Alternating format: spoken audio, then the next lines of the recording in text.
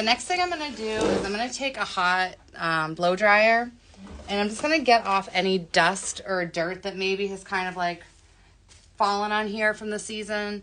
Now, I wouldn't recommend using something super hot because especially when you're talking about winter greenery, it's plastic, so it will melt.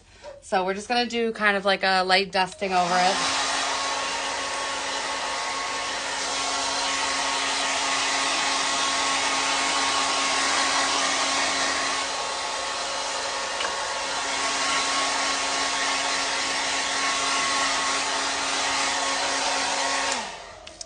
And whenever I'm doing my winter designs, they pretty much always include a lot of zip ties. So even though this wreath has gone up and down on my door, because every time I need to take a photo, I have to remove it, everything is still held on here, nice and snug. So that's great.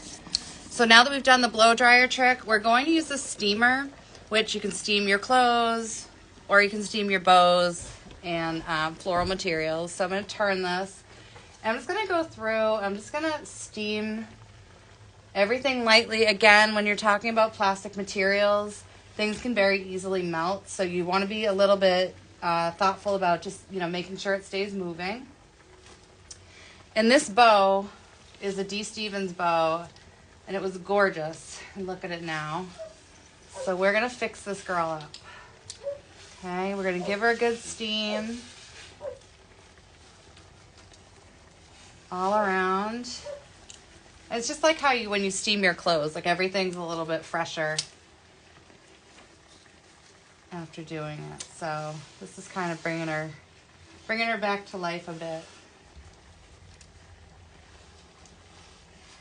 All right, and I want to be really thorough with this. You do want to watch your fingers just because it's obviously hot.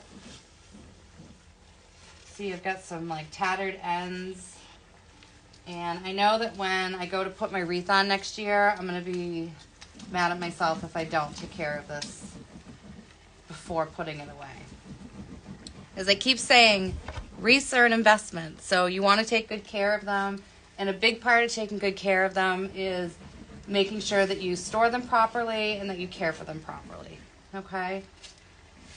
So we've steamed our bow, and the ends definitely are a mess. So I'm going to take my scissors, and we're just going to give this a nice fresh trim, like so, on each of the tails. Sad to take any length off, but if it doesn't look good, there's no point in keeping it on. And these look bratty, so they've got to get trimmed. Okay. This is my Eat, Drink, and Be Merry ribbon. Okay. Then the next thing I'm going to do, and when I ship wreaths, I do this too, is I'm going to take tissue paper and I'm going to stuff each of the bows. So the beauty of this is when you have a nice wired bow, like D. Stevens is one of the best ribbon makers there is. So their ribbons, it's not cheap. So you want to take really good care of it and get the most out of it. So you're going to go through and just loosely wad up your tissue paper and put it in your bow. Loose. 1, 2, 3. And already this wreath is like coming back to life a bit. So the last thing that I would do, I'm going to have to do it outside, is I use this Krylon UV protectant. And what this does is it prevents sun damage. So even if it's the winter or you have, why can't I think of the words? A covered entry. Wow, that was a lot harder than it needed to be. So even if you have a covered entry, or you feel like your front door doesn't get a lot of light, or you're using your wreath indoors and you don't feel like there's a lot of light. Oh, my sister-in-law's on here. Hi, Letty. It's really still important to keep using this product because you'll get years and years out of your wreaths as opposed to like a season. So when I go outside, I'm going to spray this for about 30-45 seconds, hit everything, hit the fabric. Greenery seems to be the first thing to go on a wreath. It usually has kind of like a bluish tinge to it after a while. So I always hit greenery extra hard.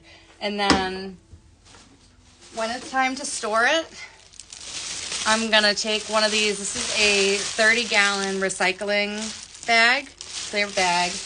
And I'm just going to bag it up and tie my wreath nice and tight. And then based on like the storage I have, I usually just put it up on a nail on like I have an unfinished part of my basement or in your garage. So those are my tips on how to keep your wreaths looking good season after season.